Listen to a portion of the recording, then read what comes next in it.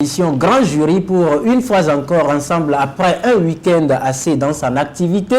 Retrouvez les confrères autour de ce plateau pour décrypter l'actualité sociopolitique de notre cher pays, le Togo. Parlant de cette actualité, retenez bien qu'elle est marquée depuis samedi par une réjouissance du côté des militants et sympathisants de la formation politique Union pour la République qui étaient sur le terrain de Serfer pour célébrer la victoire de leur candidat Faure Sozimna Gnassingbé, arrivé donc à la tête du peloton du 25 avril dernier avec 58,77% des voix. Et puis de l'autre côté, sur le terrain, le stade Oscar Anthony de Béniglanto, ils étaient aussi nombreux à se retrouver autour de leur candidat Jean-Pierre Favre, donc les militants et sympathisants de CAP 2015 qui continuent donc de rejeter, si on peut le dire ainsi, les résultats proclamés et par la CENI et par la Cour constitutionnelle et compte contester à travers une grande marche qui devra avoir lieu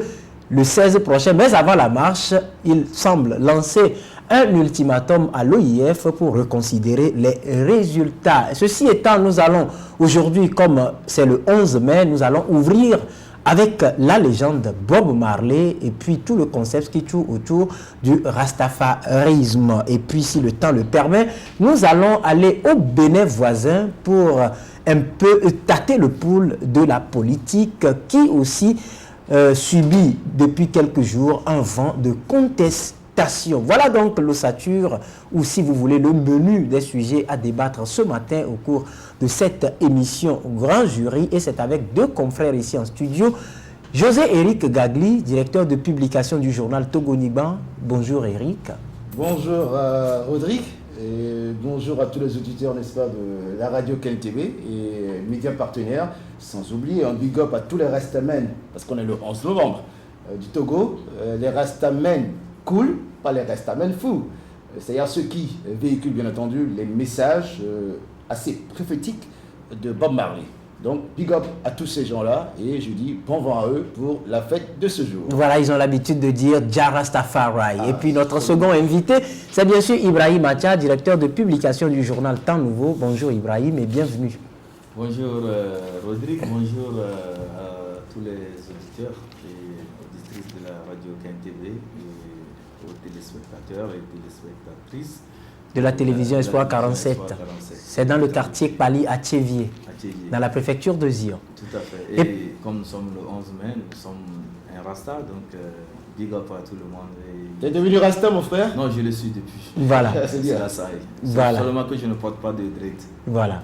Voilà, merci donc. Ce qui veut dire que vous envoyez là un message fort. Ce ne sont pas tous ceux qui portent des dreads qui sont des Rasta. Nous allons en revenir tout à l'heure, mais retenez que nous sommes suivis via deux liens sur le web, le www.togovision.com et le www.ebenradio.com, sans oublier nos fidèles auditeurs via les médias partenaires, comme Eric l'a dit tout à l'heure, à Lomé via Radio KNTB, Palimé Radio VGK, Aného Radio Lumière. Nous avons avec nous ce matin deux journaux qui sont dans les kiosques, commençant par le Télégramme du Togo qui titre donc à sa une présidentielle du 25 avril 2015, les vérités de Djeri Tama qui feront mal à la contestation orange. Et c'est avec les photos de Djeri Tama, candidat du net Nouvel Engagement Togolais, et le candidat de CAP 2015, Jean-Pierre Favre. Et puis, autre article, chapitre 1 de la protestation contre les résultats de la présidentielle du 25 avril dernier, Favre reprend sa croix entre guillemets pour 5 nouvelles années, écrit le Télégramme du Togo qui met en petit point l'OIF saisi pour procéder à une vérification des résultats proclamés.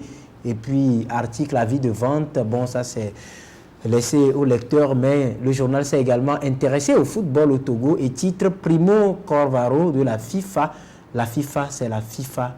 Le G36, c'est un épiphénomène entre griffes. Et puis, autre journal avec nous, c'est bien sûr Vision d'Afrique, également dans les kiosques, qui écrit sempiternelle improbation des verdicts électoraux ou la lubie des rebuffades, s'interroge le journal Vision d'Afrique. l'opposition appelée à faire son examen de conscience. Et puis grève dans le confessionnel, les enseignants du catholique en route pour saper la promesse de Faure Gnassingbé à leur endroit, point d'interrogation.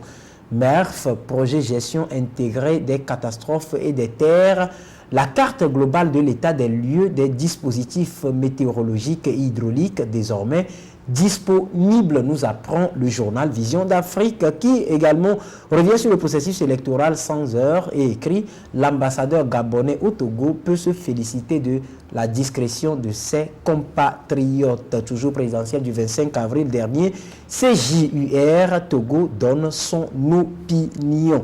Et puis les acteurs de la victoire de Faure Gnassingbé reprend le journal qui illustre son article avec les photos du Premier ministre Artem Kwesi Agodi Aoumé Zounou, de l'exime DG de l'entreprise GER, de Max Awesso, président de AFAM, du DG Acha Dedi de Togo Cellulaire, du DG Amadou Machoud et Adoyi et Havana, puis Kamfitine, DG des travaux publics. Voilà donc ce qu'on peut lire ce matin à la une de ces journaux Vision d'Afrique et Télégramme du Togo dans les kiosques au prix unique de 250 francs CFA. Revenons donc ici autour de ce plateau pour ouvrir avec le rastafarisme. Aujourd'hui, 11 mai, on va dire le monde entier et les adeptes du rastafarisme se souviennent de cette légende, Bob Marley.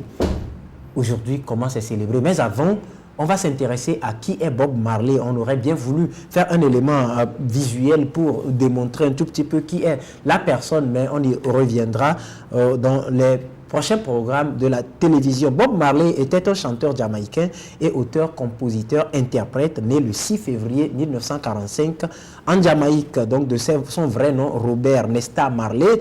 Il est le chanteur de reggae le plus connu au monde. Il devint une légende vivante, puis un mythe après sa mort. Il a réussi à faire connaître à la planète entière le mouvement Rastafari et la musique jamaïcaine. De quoi est-il précisément mort? La question reste posée de nos jours, mais retenez qu'il aperçoit une blessure à son gros orteil droit en 1977. Étant passionné de football, il vient à penser que c'était une blessure qu'il s'est faite en jouant. Mais sa blessure ne guérit pas et son ongle tombe en jouant au football. C'est alors qu'un diagnostic correct est fait. Bob Marley souffre d'une mélanome malin, cancer de la peau. Après une attaque de paralysie en 1980, il passe un examen au rayon X où l'on vient à conclure qu'il a 5 tumeurs, 3 au cerveau, une au poumon et une à l'estomac. Les médecins tentent une chimiothérapie à la clinique du docteur Joseph Issels en Allemagne, mais c'est un échec. Il rendit l'âme le 11 mai 1981 à Miami. Voilà donc, de façon succincte, qui on peut dire justement qu'est Bob Marley. Eric? Oui, c'est vrai, vous avez fait un résumé, ou bien, disons plutôt, une espèce de biographie de Bob Marley.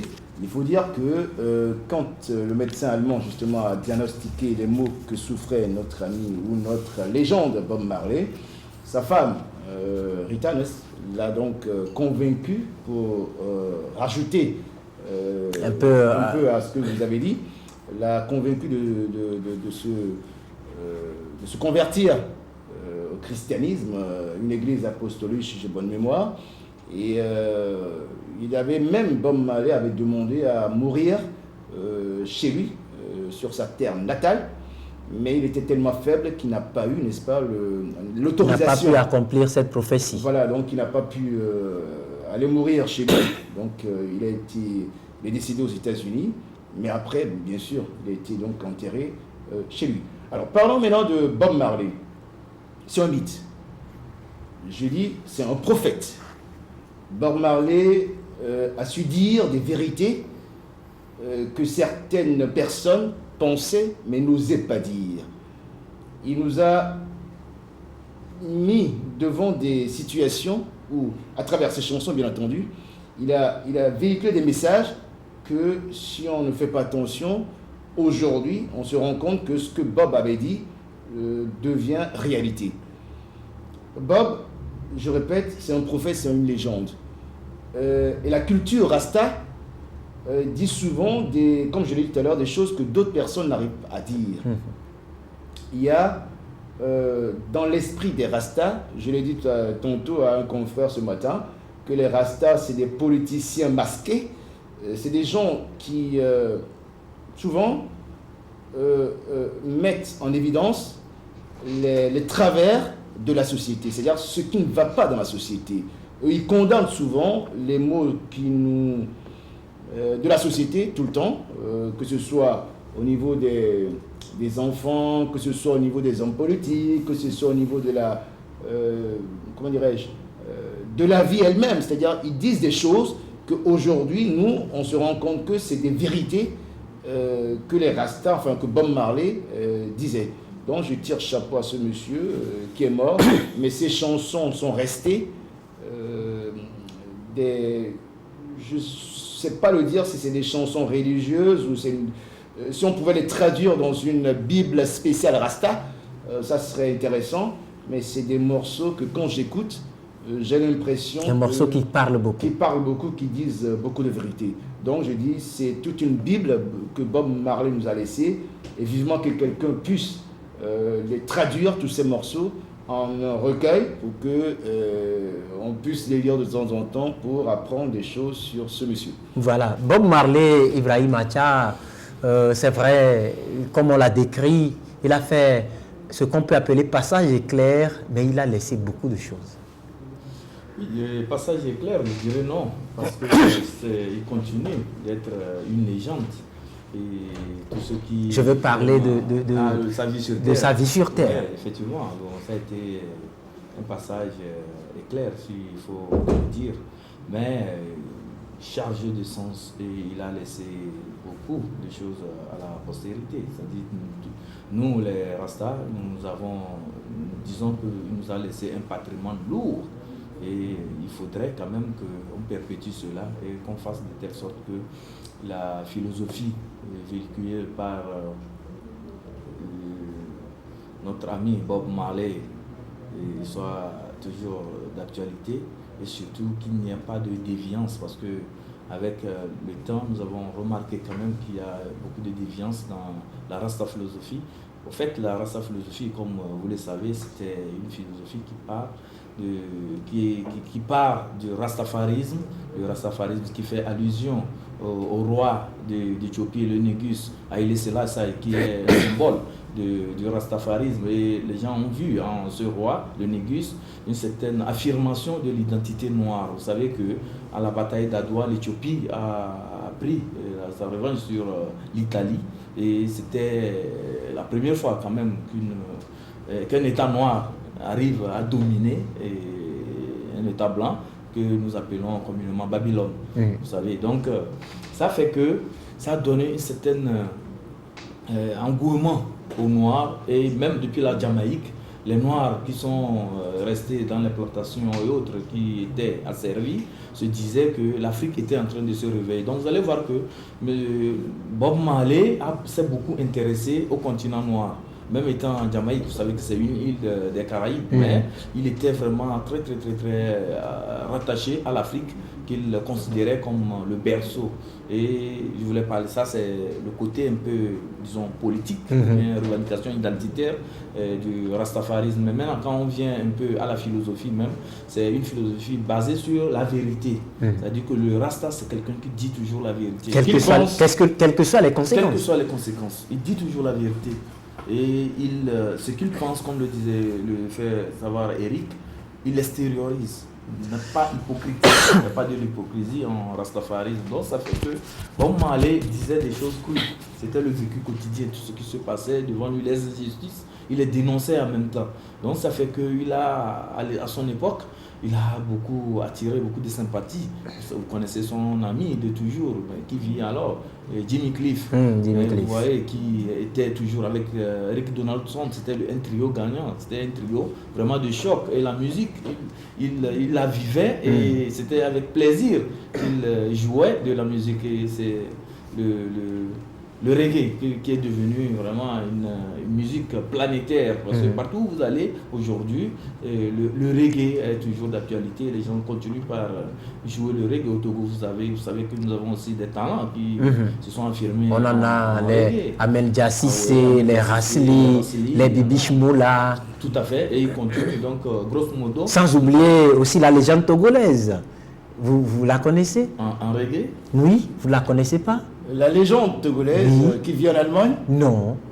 En reggae? Oh là là, vous ne la connaissez pas? En reggae ou bien la musique, la légende de la musique togolaise? Reggae. Ah non, et c'est bien sûr Sa Majesté Brigadier Zimba. Ah oui, bien sûr, personne. Évidemment. Ah oui, donc, disons que le reggae, c'est vraiment une musique. Et puis c'est également une culture. Tout le monde.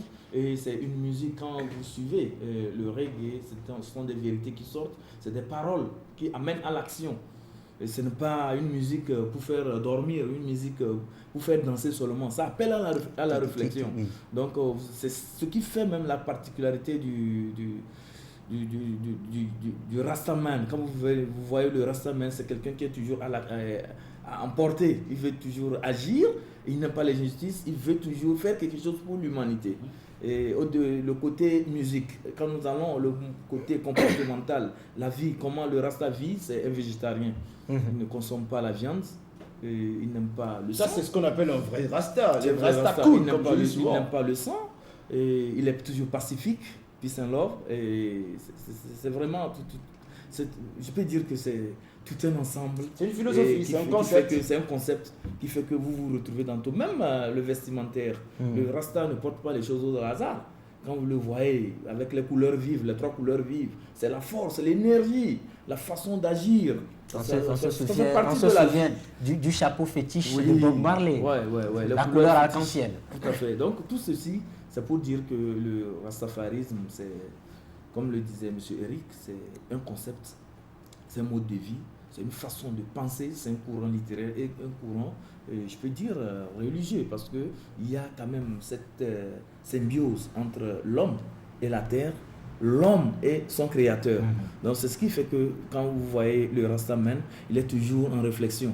Et Bob Marley avait l'habitude de prendre de l'herbe mystique que nous appelons du ganja. Ça, c'était pour l'amener vers une ascèse, pour pouvoir réfléchir et aller à l'au-delà. Mais ce n'était pas pour prendre cela et faire du banditisme, de la pagaille, comme le disait M.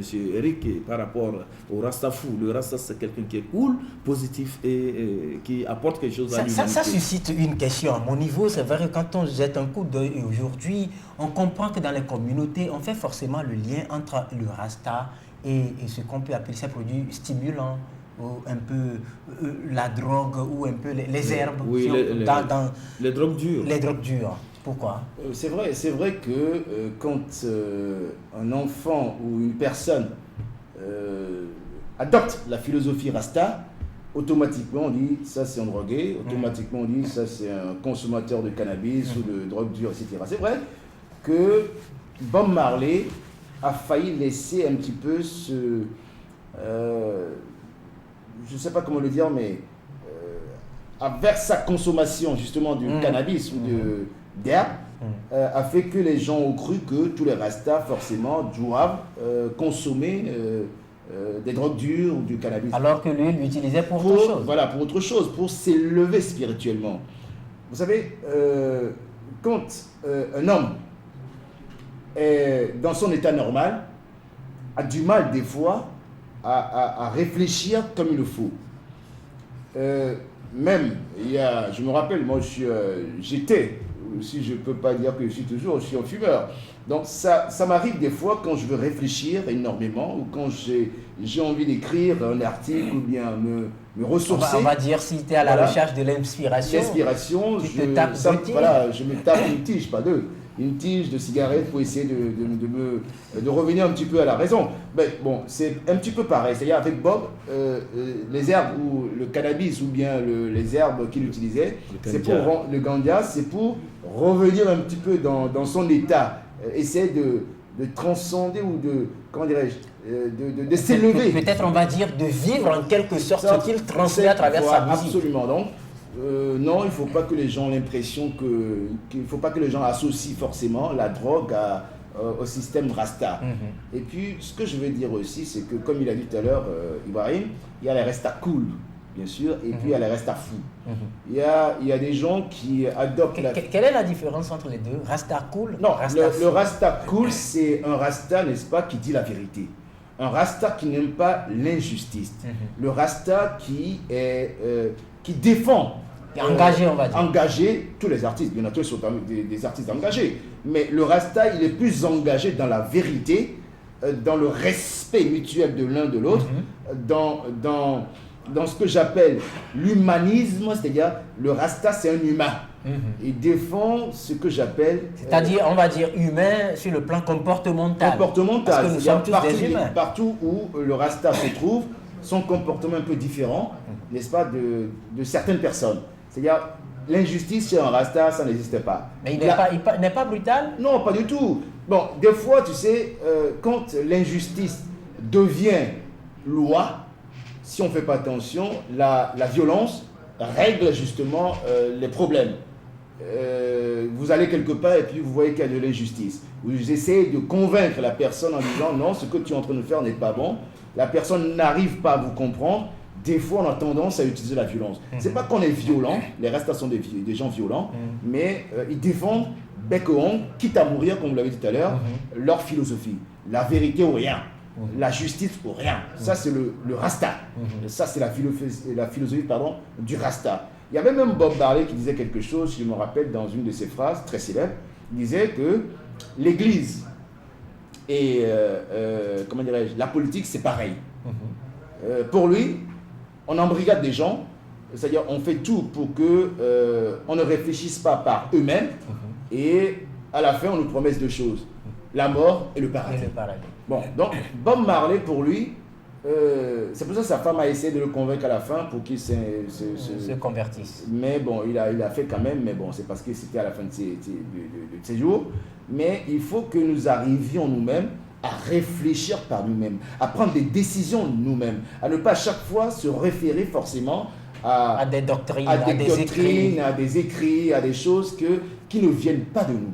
Parce qu'avant tout, nous sommes nous-mêmes, nous devons nous prouver que nous sommes nous-mêmes. Donc, ça c'est la doctrine, ou bien le message que Bob nous a laissé pendant tout son passage sur Terre. Voilà, passage sur Terre. Et puis quand on se réfère un peu à tout ce qu'on vit aujourd'hui avec les artistes de la chanson qui sont généralement Rasta, on voit à travers les morceaux des titres qui parlent. Vous prenez par exemple Alpha Blondy dans tous ses morceaux, vous prenez par exemple Tiken Jah Fakoly dans tous ses morceaux, vous prenez Paix à son âme, l'autre de l'Afrique du Sud, comme on l'appelle, Lucky Dubé, qui aussi, Paix à son âme, a laissé beaucoup de choses. Et quand vous revenez au Togo, vous voyez ces Rastas qui immergent, qui continuent d'immerger, qui émerge, c'est ça. Qui émerge. Vous comprenez qu'il y a forcément de l'engagement. Pourquoi? Parce que certains disent que c'est parce qu'ils se sentent au niveau du peuple. Ils se rangent au niveau du peuple. Oui, le Rasta est toujours engagé. Le Rasta aime la vérité, comme on le dit toujours. C'est un humain. L'esprit humaniste appelle à travailler pour le développement, l'épanouissement de son entourage. Le Rasta n'est pas égoïste. Le Rasta se dit que quand il y a une cause à défendre, il faudrait vraiment défendre cette cause. Et surtout, si on est convaincu que c'est de la vérité et que c'est une cause noble, le Rasta s'engage. C'est pourquoi, habituellement, quand vous suivez les chansons de Tiken Jah Fakoly qui parle du développement de l'Afrique, de l'Union africaine, de l'unité de tous les Africains, de la colonisation qui nous a fait beaucoup de tort en Afrique, beaucoup de mal en Afrique, et il dénonce tout ce qu'il y a comme injustice envers le continent. Si je me permets de te rappeler la chanson célèbre où ils ont partagé le monde, mais c'est un morceau qui amène à la réflexion. Voilà, de cette colonisateur. L'état des lieux de ce qui se passe actuellement, même après que nous soyons indépendants. nous continuons toujours par subir ce que nous appelons le néocolonialisme. Et c'est une réalité, c'est vivant, c'est d'actualité en Afrique. Et il faut quand même des rastas comme ça pour dénoncer des choses. Parce que les politiciens, eux, soit c'est la compromission ou bien c'est faire cavalier avec le dominateur parce que on a des intérêts mesquins à se partager, à défendre. Mais le rasta qui n'a rien à voir avec ces petits calculs partisans se dit qu'il faut travailler plutôt pour l'humanité. Au Togo, nous avons connu aussi des artistes qui ont parlé du développement du Togo, de la démocratie, du respect des droits de l'homme, des musiciens très engagés que nous avons connus aussi au Togo. Mais au fil du temps, c'est que nous avons remarqué que la plupart de ces musiciens ont commencé par être courtisés par des réseaux que je ne voudrais pas. Non, il faut le dire, des réseaux politiques. C'est-à-dire, des réseaux politiques. Voilà, on est là pour dire la vérité. Ils ont travesti la philosophie. C'est au moins comme c'est le 11 mai, on va dire clairement les choses. Les choses, ils ont travesti dans le respect de la philosophie voilà. Rasta, et certains même ont, en tout cas, si vous le permettez, ont monnaie la philosophie. Aujourd'hui, c'est la vérité, c'est le jour de la vérité, le 11 mai, donc c'est pas les choses telles qu'elles sont. Voilà. Le Rasta doit être quelqu'un qui maintient le cap, qui est engagé, qui défend les causes nobles et qui combat l'injustice. Mais lorsqu'on on met son talent, son énergie, le Rasta, l'héritage que Bob Marley a laissé au service de l'injustice, des causes qui ne sont pas des causes vraiment nobles, ce n'est plus bien, on fait de la prostitution et c'est pas bien. Voilà, c'est pas bien. Et puis, on va à peu près... Je rajouterai, si vous permettez, M. Rodrigue, un message. On ne va pas finir aujourd'hui de parler de Bob Marley, ni de sa philosophie, mais je peux, n'est-ce pas, résumer en quelque sorte ce que mon ami vient de dire. Pour un Rasta, paix, vérité, justice. Ça, je pense que ça doit être l'emblème, ou bien comment on dit souvent, le credo. Le credo du bon Rasta, le Rasta cool.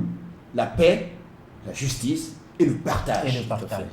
Voilà. Et ce que je voudrais dire, quand on prend des titres de Lucky Dubé, vous vous souvenez, il y a un morceau où j'ai un tout petit peu oublié le titre, mais il appelait Soweto en quelque sorte, où il a retracé les périodes de l'apartheid. Un morceau qui fait pleurer. Pourquoi est-ce que les Rastas aiment s'exprimer clairement à travers leurs chansons, ce qu'ils vivent, la façon dont ils conçoivent un fait? On vient de le dire, c'est-à-dire, je l'ai même résumé. Est-ce que c'est une particularité? Absolument, c'est une philosophie. C'est vrai que l'injustice, la vérité. L'injustice. Donc c'est des gens qui sont là pour dénoncer les travers de la société. Vous voyez quand on découpe les gens avec des machettes, absolument. Vous voyez des femmes qui pleurent la mort de leurs enfants. Même le clip, vous voyez des enfants qui tiennent des assiettes, qui cherchent à manger, qui trouvent vous pas. parlez du clip là. Quand on regarde ces gens ça laisse couler des larmes. Ça laisse couler des larmes et ça fait réfléchir surtout. Ça fait réfléchir. Surtout. Ça permet à ce que nos dominateurs, nos colons ou les néo-colons puissent réfléchir et dire, enfin on fait du mal sans le savoir. Parce qu'ils nous font du mal pensant que c'est l'économie. Parce qu'on base tout en disant qu'on fait de l'économie. On fait du capitalisme, mais on fait tellement du mal à l'Afrique et on continue de faire, là où nous sommes là en ce moment, du mal à l'Afrique. Parce que excusez-moi, quand on arrive avec des... Je ne vais pas rentrer dans un autre... Parce que là, on parle de Bob Marley. Mais il faut que l'Europe, l'extérieur, pense que l'Afrique est riche. L'Afrique est aux Africains, même s'il doit avoir ce que nous appelons une certaine forme de collaboration, que ce soit gagnant-gagnant, égal à égal. Mais la domination, ça suffit, quoi. Voilà, ça suffit parce que les artistes l'ont chanté. C'est Alpha Blondy qui l'a dit, si tu me donnes la Tchétchénie, moi je te laisse. Non, c'est pas Alpha Blondy, c'est Tiken Jaffa Koli. Voilà, Tiken Jaffa Koli. Il a dit, et puis c'est un partage. Voilà, c'est un partage. C'est le capitalisme. Quand tu me donnes la Tchétchénie, je te donne la Roumanie. Quand tu me donnes la France, je te donne le Togo, par exemple. Non, quand tu me donnes le Togo, moi je te donne si tu m'aides à conquérir l'Irak, je te donne l'Ouzbékistan ou quelque chose comme ça. C'est pas possible, ça, c'est pas possible. Donc on arrête un petit peu, quoi. On doit arrêter. comment on a foutu le bordel il faut que tous les Africains, vous voyez ce qui se passe en Libye. Il faut que tous les Africains deviennent. Les gens voulaient la peau de Kadhafi pour régler des comptes personnels. Bon, on a foutu. Et aujourd'hui, c'est tout un pays mais qui tout le paye, continent. C'est tout le continent. Voilà. Le flux financier libyen qui venait vers l'Afrique. Tout est parti. Au sud du Sahara, mais tout est parti. Vous savez, c'est des projets qui sont éventrés comme ça. Excusez-moi de le dire aussi brutalement, les Blancs. Excusez-moi de le dire brutalement, les Blancs. Je rappelle que nous ne sommes pas en train de prôner la xénophobie. Non, même pas non plus la xénophobie. On est en train nous expliquons seulement. Nous expliquons ce qui se passe. Et ça, c'est important pour non, le rastafarisme, il faut être clair. Voilà, c'est ça que je dis. C'est en tout cas, c'est Zion et Babylone. C'est ça, c'est clair. C'est pour juste situer ceux qui nous suivent sur l'importance de ce que nous ne sommes pas là pour prôner la xénophobie. Nous ne sommes pas là pour prôner ce qu'on appelle le racisme. Nous parlons d'un fait qui est vrai. Voilà, nous sommes là pour dire la vérité. On se comprend. Ceci étant, quand les... Excusez-moi l'expression, je l'ai dit tout à l'heure, les Blancs, quand je dis les Blancs, c'est pour qu'on se comprenne. Hein. L'extérieur, les Européens, quand ils se partagent l'Afrique, mais je trouve ça... c'est pas injuste, mais je ne sais même pas le terme que je peux utiliser pour qualifier ce genre de comportement. Ils sont là, pas pour nous aider. Ils disent qu'ils envoient, par exemple, des milliards, des millions, des milliards pour le développement, mais en retour, ils prennent des super milliards. Je ne sais pas comment le dire, mais c'est-à-dire, non, ils te donnent un peu, ils prennent beaucoup. Qu'on arrête avec ces gens de comportement. On te donne 100 francs. Comme un Rasta me l'a dit, ils nous donnent l'or plaqué, ils viennent chercher l'or pur. Voilà, et c'est grave, Imaginez qu'en Afrique, nous produisons du café. En parlant de la Côte d'Ivoire, le pays de Jakan Foli et puis de Alpha Blondy, c'est eux qui produisent le café. Mais imaginez qu'en Côte d'Ivoire, on n'a pas une usine fiable qui transforme le café chocolat en chocolat, etc. On envoie tout à l'extérieur, notamment en Suisse et puis en Belgique, qui sont les grands producteurs de chocolat. Et à combien le kilo? Ils le transforment, ils nous le renvoient en Afrique et nous ils le vendent cher. Et nous on se presse pour aller les chercher dans le supermarché à des prix exorbitants. Mais écoutez, que l'Afrique se réveille un petit peu. Ça, c'est le message de bord. Que l'Afrique se réveille. Les matières premières sont chez nous. Imaginez que les Blancs, excusez-moi l'expression, l'Europe, j'ai vécu quand même 25 ans en Europe. Je peux vous dire qu'en Europe, c'est rare de voir, il n'y a pas de phosphate. Ils ne produisent pas. Bon, bien sûr, le Venezuela, il y a certains pays qui en produisent, mais déjà au Togo, nous sommes les deuxièmes. Nous avons une meilleure qualité. Voilà, une meilleure qualité.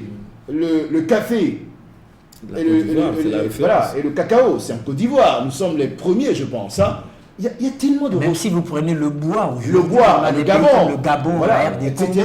Mais imaginez qu'au Gabon, pour avoir, par exemple, un meuble décent, vous payez le prix fort, alors que c'est chez nous qu'on produit tout ça. Quand je dis des Blancs, excusez-moi, je ne suis pas... Hein, l'Europe nous le transforme, nous le renvoie, on va l'acheter dans des grands magasins à des millions, alors que c'est chez nous que ça se fabrique. Voilà. Que l'Africain se réveille.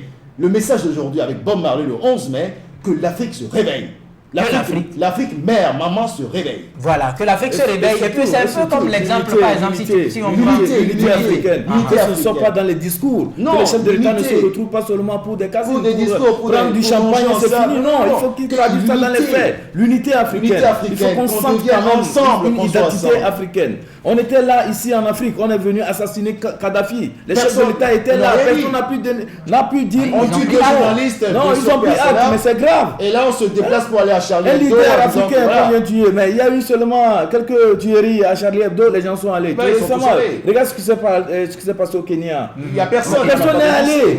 Vous voyez, non, l'unité africaine. En Centrafrique où les gens ont été découpés. Tout à fait, l'unité africaine, que ce ne soit pas dans les discours. Il faut qu'on traduise ça dans les actes. Que les Africains soient ensemble, qu'on pose des actes pour le développement de l'Afrique. Vous savez, il y a une organisation sous-régionale qui a réussi, c'est la CEDEAO. Et c'est une référence en Afrique. La CEDEAO est une organisation sous-régionale bien structurée et qui travaille pour, disons, le bien de toute la communauté.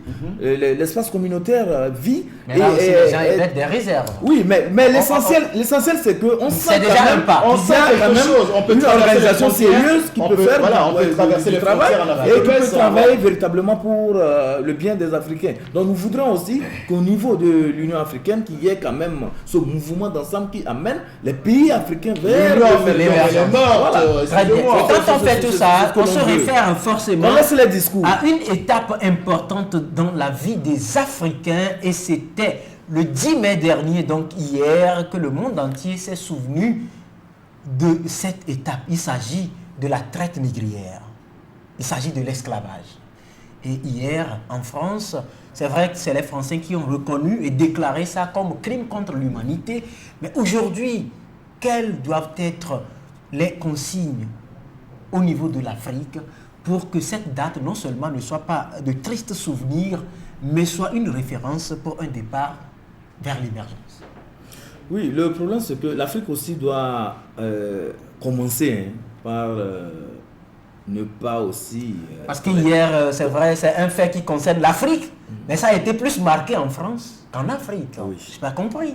Non, qui sont ceux qui se livraient à la traite? C'est Non, les Occidentaux. nous avons été C'est eux qui venaient chercher les esclaves ici et les amenaient dans les plantations en Amérique.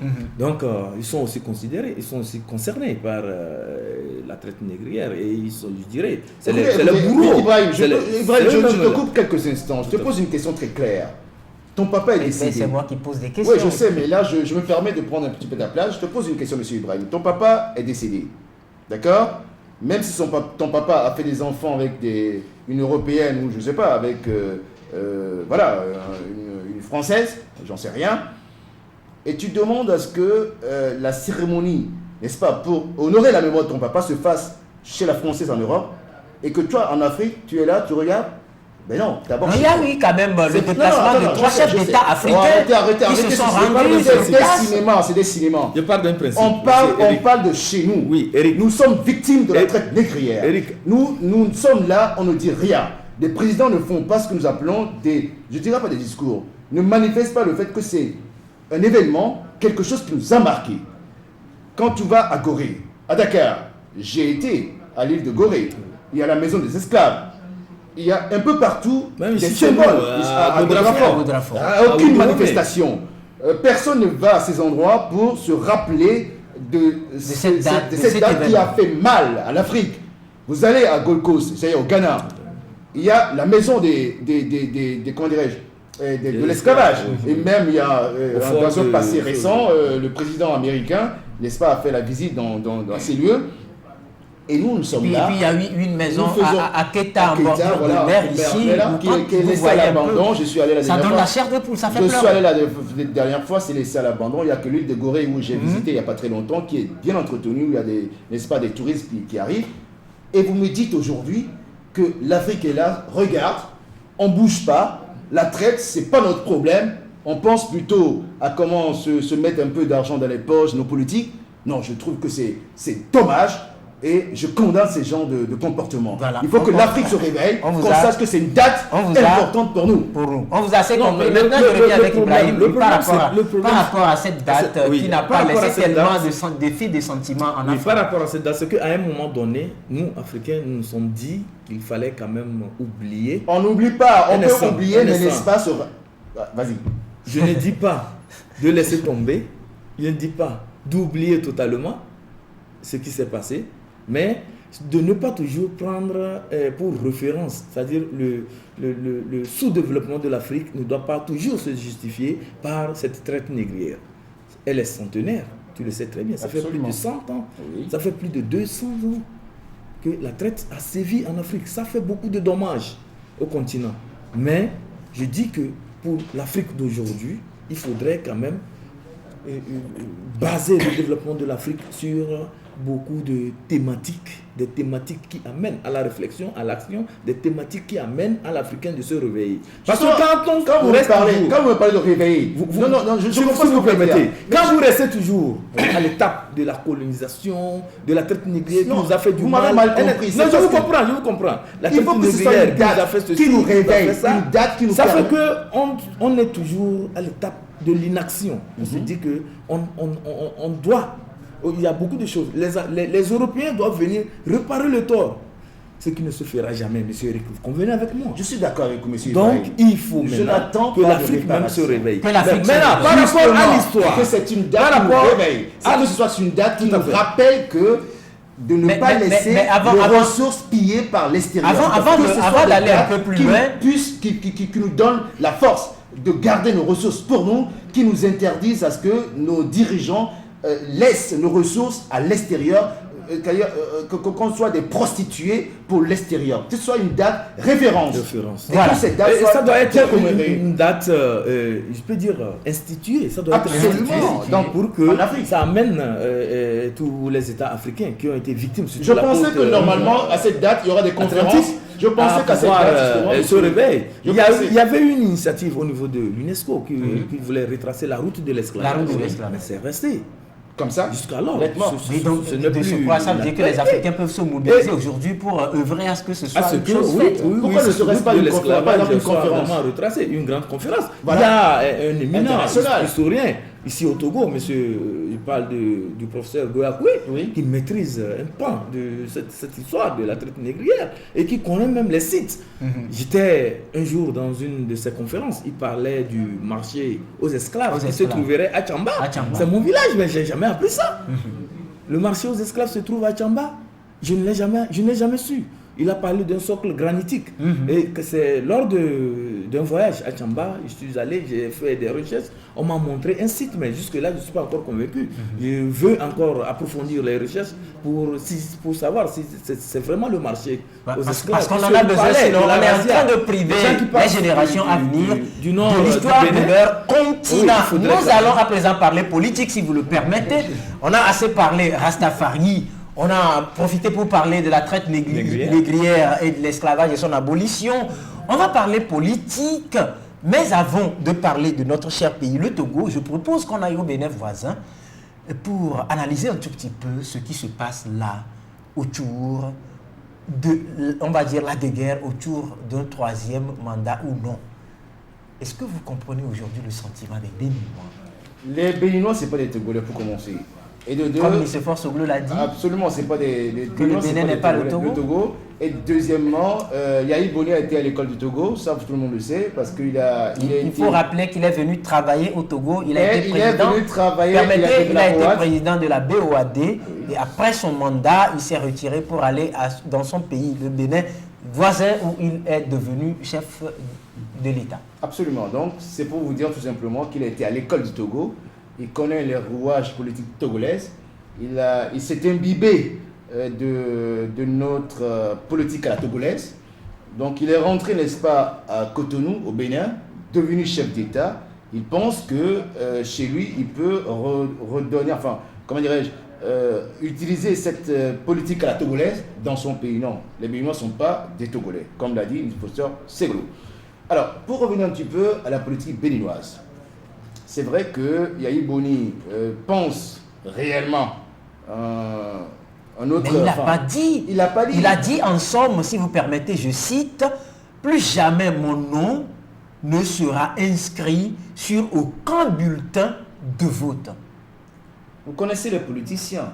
On dit des choses qu'on ne respecte pas. Ils le pensent, mais les Béninois ne le veulent pas. Donc il est en train de jauger un peu le terrain pour voir comment il va faire. C'est vrai qu'aujourd'hui, avec encore une mascarade électorale au Bénin, les mascarade électorale. Écoutez, parce qu'il y a trop de problèmes. Il y a des gens qui sont arrêtés. La dernière fois, il y a l'autre, là, comment il s'appelle encore, j'oublie son nom. Le député. Le député qui a été arrêté, Manu Mitari, chez lui, et les Béninois sont levés. Il n'a pas pu être arrêté, il y a eu une plainte contre lui, il n'a pas pu être arrêté. Mais finalement, il faut aussi préciser, c'est très important, le président avait porté plainte pour calomnie et pour insulte, voilà. Et après, il a retiré la plainte. Absolument, ça je sais. Donc c'est pour vous dire simplement que le Bénin, les Béninois ne veulent plus de Yahi Boni. Vivement parce qu'il a dit dans une interview qu'il a encore retiré, comme quoi Yahi Boni n'est candidat à rien. Bon. J'espère qu'il va maintenir ces paroles et puis il va plus se présenter au prochain scrutin présidentiel qui respecte un peu les Béninois, parce que les Béninois, Kédekou est parti, il est tranquille, il marche dans la rue, il va au marché, bon, ben, il n'y a pas de problème. Il ne faut pas que Yahi Boni devienne un petit peu le réfugié encore, un X réfugié de l'Afrique, parce que quand ils font mal, après c'est pour se retrouver dans un pays et mourir. Alors qu'il y a des anciens présidents comme Jim Morris, comme Kélékou, comme Thabo Mbeki en Afrique du Sud, qui se promènent dans les rues, qui n'ont pas... Comme Abdoulaye Wade. Abdoulaye Wade, etc. Donc il faut que les présidents africains apprennent un petit peu que le fauteuil présidentiel, ce n'est pas à vie, hein, qu'il y a un moment à passer, que l'État continue toujours, même s'ils ne sont pas là. Voilà. Ibrahim, par rapport au Bénin. Oui, d'abord, pour dire que le Bénin n'est pas le Togo, c'est vrai. Nous, c'est pourquoi... ça, eux-mêmes l'ont dit. Oui, mais c'est pour cela qu'on appelle le Togo Togo et le Bénin Bénin. Donc, chacun a sa culture. Donc, il n'y a même pas une comparaison à faire. Et quand vous sortez un peu sur le plan international, le Togo, quand on dit on est Togolais, c'est avec fierté qu'on porte vraiment cette nationalité. On est bien accueillis de par le monde, on est bien respectés parce que nous sommes des gens de parole, nous sommes des hommes véridiques. Au Togo, par rapport à ce qui se passe au Bénin, au Togo, nous trouvons cela ridicule. Ridicule parce qu'au Bénin, il y a une loi qui dit que c'est un mandat renouvelable une seule fois. Mais si eux, ils ne veulent pas apprendre la démocratie, ils ne veulent pas faire la démocratie, ça fait leur problème. Ici au Togo, nous avons une loi qui n'est pas dans le même esprit, dans le même contexte que ce qu'eux, ils ont adopté comme loi chez eux. Vous comprenez qu'au Togo, s'ils veulent faire une comparaison, c'est une comparaison maladroite, qui ne sied pas, une comparaison qui a été faite à la corne. Pourquoi je dis à la corne? Je dis une comparaison à la corne parce qu'au Togo, nous avons une loi qui dit que le chef de l'État, le président de la République est rééligible. Mais tout bon politologue, celui qui comprend la politique doit comprendre que cela, on ne met pas de garde-fou, on ne met pas un plafond. Il faut préciser qu'il y avait un garde-fou qui a été sauté. Ça a été sauté à une époque. Voilà. Non, c'est juste une précision. Ça a été sauté à une époque. Et comment ça a été sauté? Ça a été sauté dans la règle de l'art. C'est parce que la majorité à l'Assemblée nationale, il y avait une majorité qui a estimé quand même qu'il fallait reviser cette constitution. Maintenant, on revient sur le qui a révisé cela. C'est-à-dire qu'il faudrait qu'on plante le décor, que les gens ne jettent pas l'anathème sur notre pays. Ce qui se passe au Togo. Non, si on jette l'anathème sur notre pays, c'est que on soupçonnerait. Non, ce ne sont pas des soupçons, c'est des comparaisons malveillantes. Il y a eu Boni de changer la constitution et de pouvoir se représenter. Maintenant, nous allons revenir à l'actualité au Bénin. Yahi Boni a été clair. Il a dit qu'il ne sera pas candidat. Et lors, je suivais une émission et qu'est-ce que Yahi Boni disait? Yahi Boni avait dit qu'il a donné sa parole. Et si jamais, avec les élections législatives, avec sa majorité, il arrivait, n'est-ce pas, à changer la loi, comme on l'a fait justement en 2007, j'ai bonne mémoire, avec le feu Gnassingbé Yadima, où, n'est-ce pas, on changeait encore la constitution, où on disait que le président est éligible à vie. Qu'est-ce que les Béninois peuvent... C'est le problème, c'est là où on dit attention à l'Assemblée, attention, c'est pas parce que vous avez une majorité que vous avez le droit, n'est-ce pas, de changer la constitution. Vous venez de parler de la majorité. La démocratie, c'est la majorité. Et donc, si les Béninois veulent de Yahi Boni, mais ils feront de telle sorte que Yahi Boni ait la majorité. Mais s'ils ne veulent pas de lui, c'est qu'il y aura blocage. Et je pense qu'il revient maintenant au peuple béninois de prendre ses responsabilités.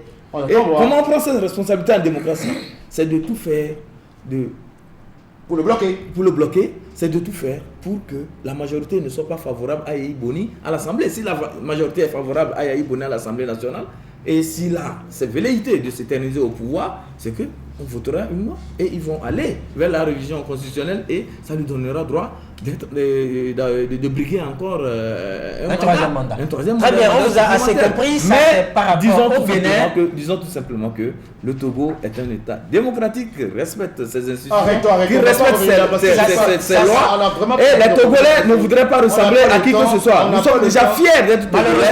Nous le faisons très bien. C'est les autres qui ont besoin de nous ressembler. Il nous reste environ 4 minutes. On se la partage 2-2 et pour permettre la conclusion, on va parler du Togo avec d'un côté la majorité silencieuse, donc le mouvement pour la popularisation de la bonne gouvernance qui célèbre la victoire de son candidat Faure Gnassingbé, et de l'autre côté Cap 2015, toujours dans la journée de samedi, qui était sur le terrain Oscar Anthony pour continuer à rejeter les résultats et annoncer un vent de contestation. Analyse. Monsieur Rodrigue, je vais rapidement parler de la majorité, enfin je vais dire du candidat Faure Gnassingbé qui a brigué donc un nouveau mandat où, bien entendu, ce qui est tout à fait normal, que ses partisans célèbrent leur victoire. Donc, moi, je mets ça de côté, c'est tout à fait normal. Bien, comment dirais-je, leur victoire, ils la célèbrent, c'est bien. Maintenant, revenons un petit peu à M. Jean-Pierre Fabre. Excusez-moi, c'est pitoyable. J'étais à cette, je dirais pas manifestation, ce meeting. On attendait que M. Jean-Pierre Fabre nous donne ce que nous appelons des consignes, pas des preuves, des consignes, des mots forts pour récupérer sa victoire supposée volée. Mais on s'est rendu compte, M. Jean-Pierre Fabre nous a parlé comme si on était des idiots, excusez-moi l'expression. On est reparti vraiment déçu. Moi, je suis reparti déçu parce que j'attendais des consignes. J'attendais de lui des mots forts. Vous avez gagné, soi-disant, il dit qu'il a gagné la présidentielle. Nous l'avons soutenu. Mais c'est comme si nous, les journalistes, enfin les gens qui étaient là, ils nous traitaient pratiquement des gens qui ne font pas bien leur travail. Moi, j'ai été déçu à ce meeting et je n'ai pas reconnu le candidat Fabre que je pensais allait donner des consignes aux Togolais, allait donc donner des consignes à ces citoyens, ceux qui l'ont élu, pour dire, écoutez, réclamez ma victoire, je veux ma victoire. Mais je l'ai vu même, j'ai l'impression que c'est un jeune homme, casquette, tricot. Pour moi, excusez-moi de le dire aussi brutalement, j'ai été écœuré lors de ce meeting. Parce qu'il n'a pas donné... Il t'a pas convaincu. Il ne m'a pas convaincu, il n'a pas été dans la peau de président. Voilà. Un président élu, quand il devait, à ce meeting, costume, cravate, même si c'est pour les blancs, bien habillé, parler devant sa population, devant ses électeurs, avec une certaine hargne, avec une certaine confiance, et convaincre les gens. Mais il est venu avec casquette, comme un jeune homme. Non, je ne suis pas content. Très bien, on l'a lu ce matin sur votre page Facebook que vous n'avez pas tellement aimé Ibrahim par rapport à ces deux aspects, la célébration, donc la réjouissance populaire, la contestation. Non, la célébration de la victoire, ça va de soi. Vous savez qu'il y a des gens qui ont beaucoup travaillé sur le terrain pour la réélection de M. Faure Gnassingbé. Et quand vous prenez la majorité silencieuse, c'est un groupe de jeunes, disons, engagés, très mobilisés pour la victoire de M. Faure Gnassingbé. Engagé, financé, et si aussi, non, engagé. Quand il y a de l'engagement, il y a de la motivation. Il y a de la motivation. Je pense que le financement vient seulement. Engagé, financé. Le financement vient seulement donner les moyens, c'est tout. Donc disons que c'est des jeunes engagés, puisque nous les avons vus sur le terrain. Je préfère que vous engagés, financés. Continue. C'est vous qui le dites, moi je prends le fait, côté engagement. Moi, je prends le côté engagement. La mobilisation. Parce que nous avons vu des gens débourser, mais personne ne répondait à leur appel. Mais si vous déboursez et que les gens répondent, il faut voir le côté conviction aussi qui entoure votre chose. Donc, ces jeunes de la majorité silencieuse ont fait leur travail et vraiment, ils se réjouissent parce que l'effort fourni a été couronné de résultats satisfaisants. Bon, quand je reviens au niveau de l'opposition, c'est là où je dirais qu'il y a certains compatriotes qui continuent de tirer le Togo par le bas. Parce que ces élections qui ont été félicitées de par le monde devaient être quelque chose de référence en Afrique. On devait commencer par citer le Togo en tout cas sur la liste des pays qui ont réussi une certaine organisation électorale. Parce que le côté transparence a été bien suivi dans notre pays.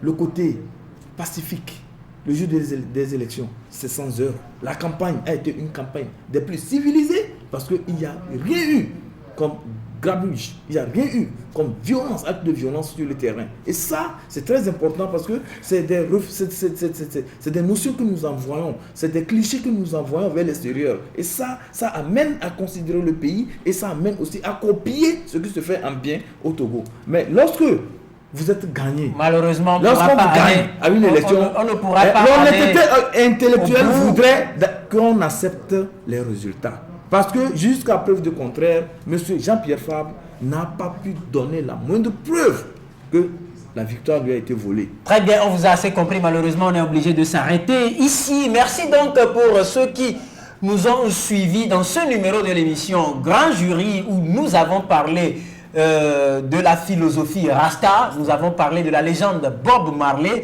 Nous avons également fait un parcours de l'engagement des Rastas dans leur musique reggae par rapport aux mots qui minent l'Afrique et parler également de l'esclavage avec cette date anniversaire qui a été ni tambour, ni, comment on le dit?